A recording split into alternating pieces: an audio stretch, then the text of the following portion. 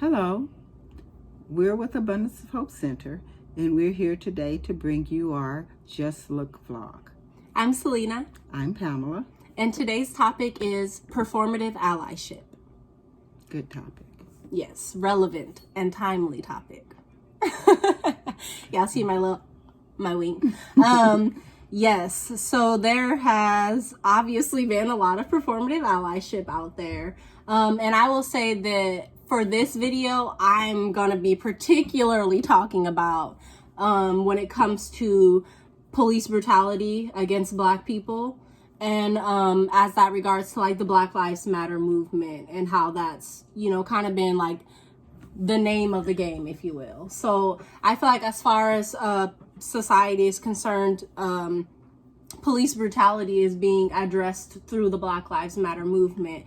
And so what I've noticed is this huge sensationalization of the issue. Like now they're painting the Black Lives Matters on the streets, and they're like, what was the most ridiculous thing that I heard? Like people are changing, like companies are changing the names of like certain products or what have you to be related to Black Lives Matter, or they're taking down episodes from shows. Like there was an announcement that Hulu had removed an episode of the Golden Girls show where the people where the characters wore mud masks because they said they were worried about like backlash over blackface. Like we don't know the difference between wearing a mud mask and performing blackface. So for me, like those are all examples of this performative allyship where they're like, yeah, the we see you, we hear you, thoughts and prayers. Here's something that you can buy from us. Yeah. And I'm just like, are you kidding me? It's so incredibly performative. I'll even see like, videos from protests where they're showing the Black community asking, non-Black or white protesters, why are you destroying property? Like when the destroying property and the rioters was the whole story. There was then, evidence of these allies, right? Because they're supposed to be allies because they're out there putting their bodies on the line, and yet not following the leadership of Black people within our own movements. Oh no, for sure. Taking up space within Black movements, or even being in positions of leadership, leading marches on police brutality in the Black neighborhoods and not being a Black person or not having any Black people around speaking. You know what I mean? It's just like, that's all this performative allyship. And what's even more damaging about it is now they can say, we've done the work. The work has been done, even while the systems are still doing the exact same thing, even while there's been no money put towards the issue. There's been, the protesters aren't being released, the police aren't being defunded, money isn't being allocated to community investments, no laws are being changed. Well, they actually are writing, little whack-a-mole laws, regarding different people who have been killed. Like, for example, the Breonna Taylor, they petitioned to make a law where you can't enter without identifying yourself, or no warrant entry. You can't do that anymore. It's a lot of stuff police, but they still haven't arrested the people who killed Breonna Taylor, though they've made a law about that is illegal, trying to prevent that death in the future. No, police brutality is why that happened.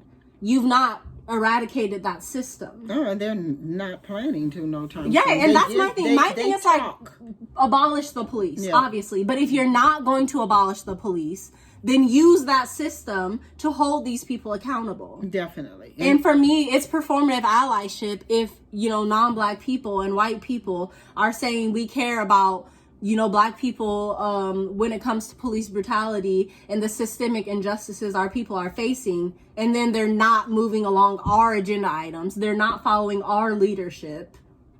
Oh, never have. It's all performative. Never have. It's all performative. But the thing about it that just really, really, really, really, really boggles my mind is everything that we're waiting for someone to give us. because that's what it's like. We're waiting for permission. We're waiting.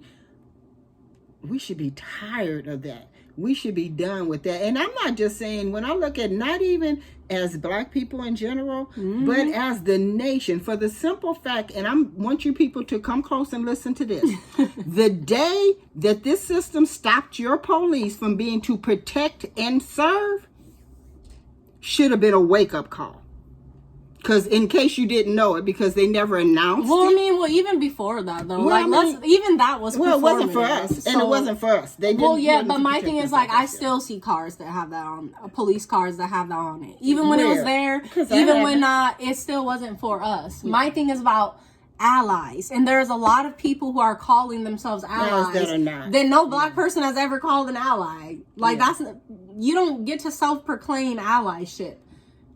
Those communities identify you as an ally. Yeah. So it's like, first of all, that's happening. Then I'm seeing people, like I saw a video on Twitter that, obviously had come from I think Instagram, where this Black girl is talking to this white girl, and the white girl's over here talking about wanting her allyship cookies for sharing a post about Black authors that people should read, most of which she has not read herself. But wants cookies for it. Her allyship cookies. This is the level that it's getting to. And it's not doing anything for our people. No, it's not. I was going to say, I don't see how it ain't doing shit for Black people. But it's doing this, it's creating this, I almost want to say aesthetic. Supporting Black people is now an aesthetic, now that we've somehow decided as a people that we're no longer gonna pretend that it's socially acceptable to be racist. Now people are like, oh, so I was super racist for most of my life, but now I've changed my aesthetic. Black Lives Matter. Give me my cookie. Yeah.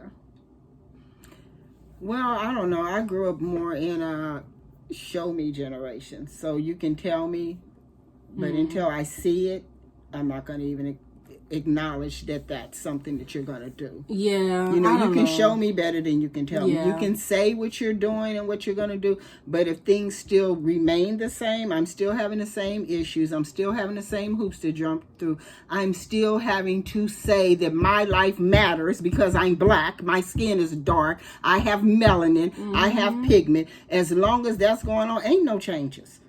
Because I shouldn't have to explain as a human being. The thing, like I said, and I'm going to go back to it, boggles my mind. If you can put us together and we can create another human being, give the pause for thought on that one. Well, my thing is just do the work. Don't be a self-proclaimed ally. There's no such thing as that. Yeah. Give Black people money. Honestly, for me, we live in this capitalistic country, and then people keep on doing these symbolic things for Black people to show symbolically that you're with us. But this is capitalism. Y'all built capital off of our backs. Yeah, so we need give Black people money. Yeah, we need capital. Money is what will start changing these systemic inequalities that we're seeing. Well, isn't that what they use? When somebody does you a wrong and you want them to rectify that wrong, you go to court and they sue and you get money. Their system knows. I'm not sure about that process, but I know through the process of reparations. Yes. When Black people, my ancestors, were finally freed from enslavement, white people got reparations for my people. I'm trying to tell you. So I'm just trying to figure out through that process, it sounds like reparations were given to the wrong party. And I happen to know that those reparations were capital. That was money. Yes. So give Black people money. Yes. Money. Yes. Allies. Yes. Give Black people money. Yes, fund Black-ran organizations, nonprofit organizations who are out here in the field doing the work. We need your finances. We need you to financially back us and help us to right the wrongs that have been systemically placed in America to hold us down, hold us back, keep us subjugated. Period. And like one woman said, I love how she put it. We just God, I forgot how she said it, but it was beautifully said, because all she said is, Actually, we don't want them to do things for us. We just want you to leave us alone and stop interfering with us doing for ourselves. Stop when we build and you stop bombing us and tearing us down. That will help. Stop when we but for me, jump through a hoop. But that's not restorative. Well, no. Like, you need to restore the damage that you've done. So give us money, definitely. pass that capital, write off that land deed, and return it back to the people. So yeah, that's if you're not moving capital into the hands of Black and brown people, your allyship is performative. The end. And we don't need performances.